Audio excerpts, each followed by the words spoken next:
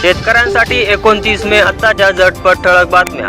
लोकसभेचे मतदान संपताच उपमुख्यमंत्री अजित पवार अडचणीत। जरंडेश्वर कारखाना प्रकरणी पुन्हा चौकशी सुरू। पोर्शे कंपनीच्या पथकाकडून कारची पाहणी। माहितीचा आरोपीच्या विरोधात पुरावा म्हणून होणार वापर। अग्रवाल कुटुंबाच्या अडचणी वाढणार। छगन भुजबळांना आवरा, वयाचा आदर करतो पण भाजपबद्दल उठसूट बोललेलं सहन करणार नाही, निलेश राणे यांचा इशारा। मुंबईत पुढील 4 दिवस कोसळणार पाऊस। मराठवाडा विदर्भातही पावसाची शक्यता। जूनच्या पहिल्या आठवड्यात राज्यात मान्सूनचे आगमन। दबाव आला तरी बळी पडू नका, डॉक्टर तावरे रात्री 2 वाजता ब्लड रिपोर्ट बदलतो, हे किती भयानक, आमदार रवींद्र धंगेकर यांचा आरोप। गेल कंपनी महाराष्ट्रातून का गेली?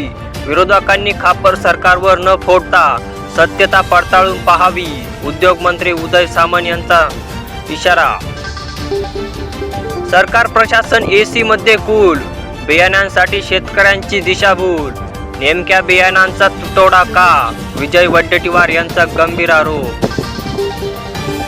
ससूनभोवती संशयाचे दाट धुके। रुग्णालयाची गेल्या 5 वर्षाच्या कामकाजाची श्वेतपत्रिका काढा, खासदार सुप्रिया सुळे यांची मागणी।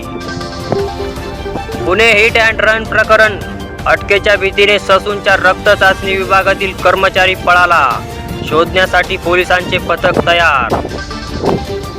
अवकाळी अतिवृष्टीने बाधित तब्बल 3,02,000 शेतकऱ्यांना 331 कोटी 38 लाखांची नुकसान भरपाई। ईसी कडून 6व्या टप्प्यातील मतदानाची आकडेवारी जाहीर। 63.37% मतदान, पुरुषांपेक्षा महिलांचा वाटा जास्त। 4थ्या टप्प्यात सर्वाधिक मतदान। निवडणूक प्रचार संपल्यावर पीएम ध्यानासाठी कन्याकुमारीला जाणार, रॉक मेमोरियलवर ध्यान करणार। 2019 मध्ये केदारनाथला गेले होते।